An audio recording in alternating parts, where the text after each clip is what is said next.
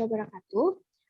Kami dari kelompok 1 akan menyampaikan hasil observasi kami, yaitu Laboratorium Kimia Dasar Universitas Negeri Padang. Yang mana kelompok kami terdiri dari, yaitu Rani Yusnita, Reza Wilda Aswin, Serli Yuniafi, Silvani Indrani Manalu, lalu Sinta Perdani.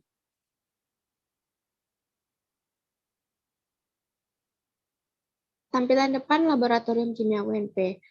Laboratorium Kimia UNP ini terletak paling belakang di antara seluruh laboratorium FMIPA di UNP. Warnanya yaitu identik dengan warna kuning dan biru. Kemudian letaknya yang paling belakang, yaitu tepatnya di samping laboratorium biologi. Di laboratorium ini di tampilan depannya ada terdapat 2 buah pohon di samping ballroom. Kemudian juga ada terdapat lahan parkir untuk mahasiswa dan dosen. Next. Lalu kemudian saat kita memasuki laboratorium kimia ini, kita akan menemukan denah dari lantai 1 sampai lantai 3 gedung laboratorium kimia ini. Saat kita memasuki pintunya, kita akan dapat langsung menemukan tangga untuk naik ke lantai 2 dan lantai 3. Next. Untuk yang selanjutnya akan dijelaskan oleh teman kita, Rani. Baiklah, saya akan melanjutkan penjelasan dari moderator, yaitu lantai 3 Laboratorium Kimia. Saat kita sampai di lantai 3, dari tangga kita dapat langsung menemukan Laboratorium Kimia Dasar yang terletak di sebelah kiri. Letaknya berhadapan dengan labor kimia fisika dan labor kimia anorganik.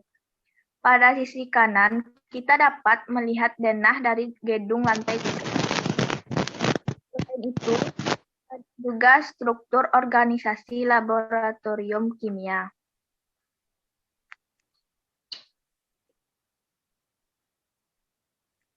Selanjutnya yaitu pintu masuk labor kimia dasar.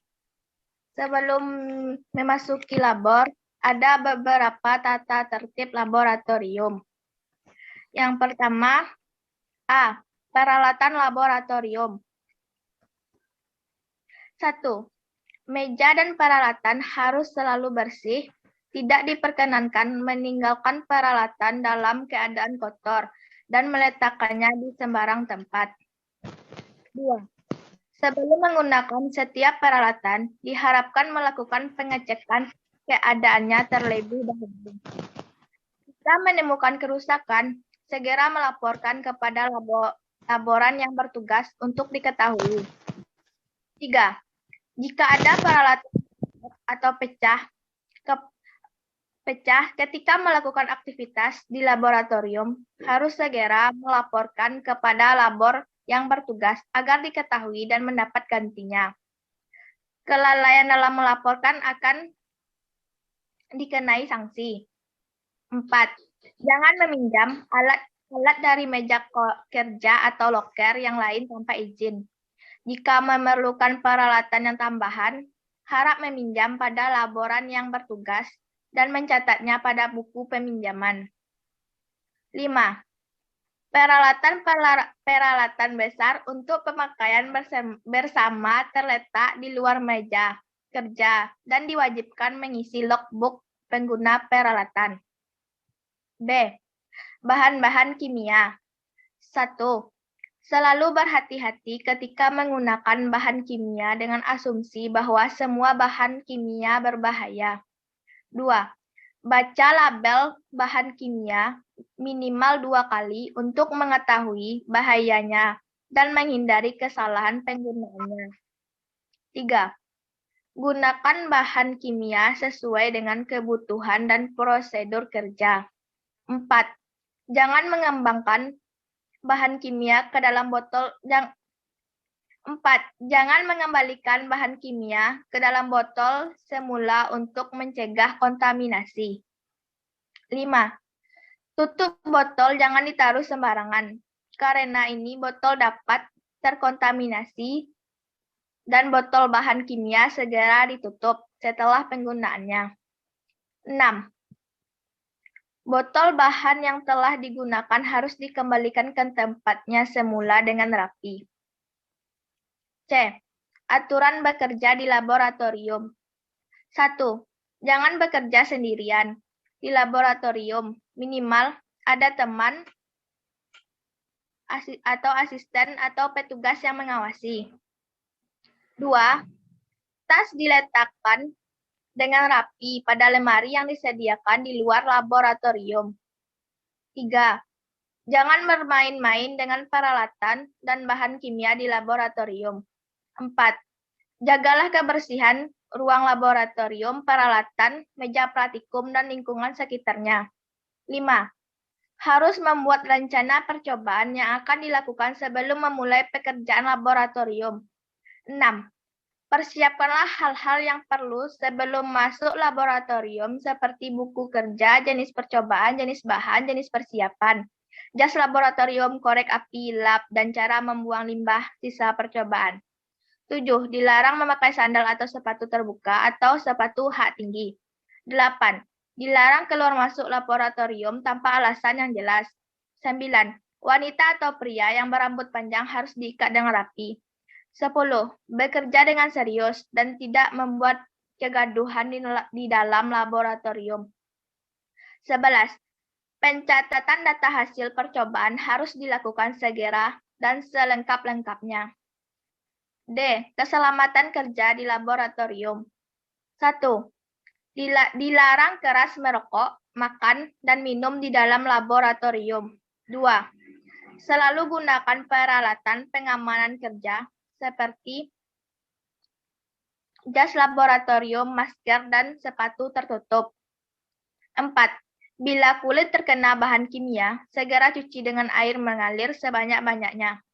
5. Bila terjadi kecelakaan yang berkaitan dengan penggunaan bahan kimia, laporkan segera pada asisten atau petugas laboratorium. Segera meminta pertolongan medis secepatnya. 6. Mengetahui letak tabung pemadam kebakaran dan kotak P3K. Adapun selain tata tertib tersebut, sebelum kita masuk di laboratorium, diberitahukan kepada mahasiswa penelitian mulai hari ini diberlakukan. 1. Masuk labor wajib menggunakan jas labor. 2. Bagi yang tidak penelitian, dilarang duduk di dalam labor. 3. Selesai penelitian, bandul wajib dibersihkan. 4. Dilarang duduk di atas bandul. Selain itu, terdapat juga pencegahan dan cara mengatasi apabila terjadi kecelakaan. Baiklah, saya kembalikan kepada moderator.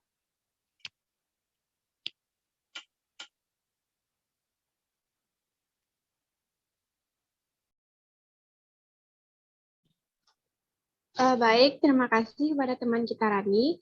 Penjelasan selanjutnya akan dijelaskan oleh Silvani. Pada Silvani kita persilakan. Baik, saya akan menjelaskan materi selanjutnya. Bagian depan labor kimia dasar. Pemandangan dalam foto adalah hal pertama yang terlihat setelah kita memasuki pintu labor. Laboratorium kimia dasar merupakan salah satu labor terbesar di antara labor kimia lainnya. Di dalamnya kira-kira bisa memuat 2 kelas mahasiswa.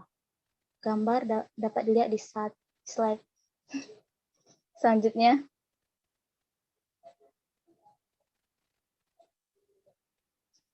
Alat-alat yang terdapat dalam labor kimia dasar. Alat-alat keselamatan. 1. APK. Dalam laboratorium kimia terdapat alat pemadam kebakaran APK yang berguna di saat-saat darurat atau apabila terjadi kecelakaan saat praktikum. 2. Aturan keselamatan kerja labor. Dari sebelah kanan pintu labor terdapat aturan dan beberapa tata cara apabila terjadi kecelakaan. Setelah itu, terdapat arti dan makna simbol-simbol di laboratorium. Gambar dapat dilihat di slide. Baik, Saya akan kembalikan kepada moderator.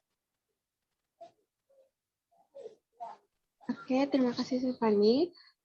Slide selanjutnya akan dijelaskan oleh teman kita Wilda. Pada Wilda dipersilahkan. Baik, saya akan menjelaskan materi selanjutnya. 3. Safety shower.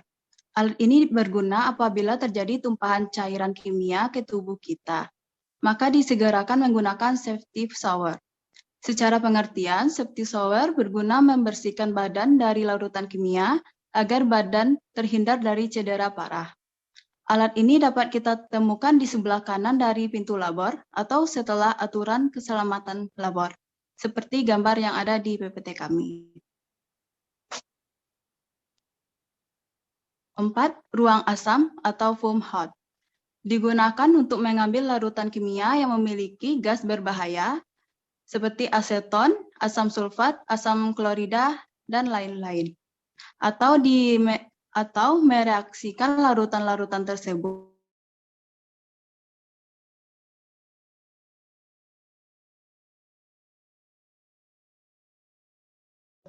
Lemari asam ini dapat kita temukan di sebelah kiri labor. Lanjut.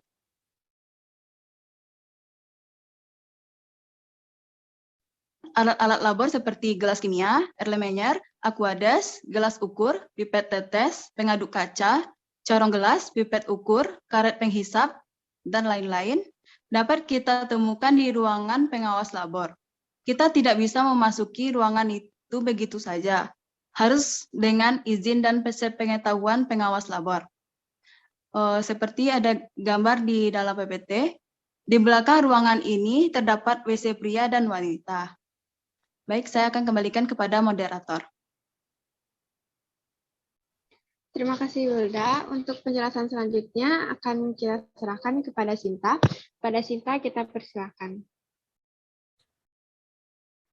Materi selanjutnya yaitu pengawas laboratorium kimia dasar. Nama dosennya Fitri Yuranda SP.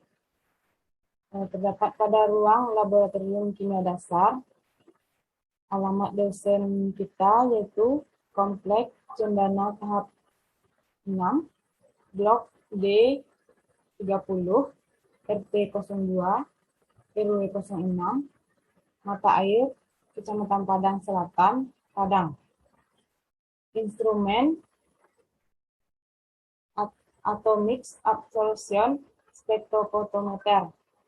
Pendidikan terakhir dari pengawas laboratorium kimia dasar kita, D3 Analisis Kimia, Institut Pertanian Bogor, S1 Teknik Kimia, Universitas Jayabaya. Nomor telepon dari beliau 0812 7022 1864. Email fitriyolanda@gmail.com. Baiklah, saya kembalikan kepada moderator. Sekian, terima kasih. Baik, sekian penjelasan dari teman-teman kami atau dari kelompok 1. Bila teman-teman ada pertanyaan, saran atau kritik, bisa disampaikan lewat komen dari channel YouTube ini. Sekian dari kami. Assalamualaikum warahmatullahi wabarakatuh.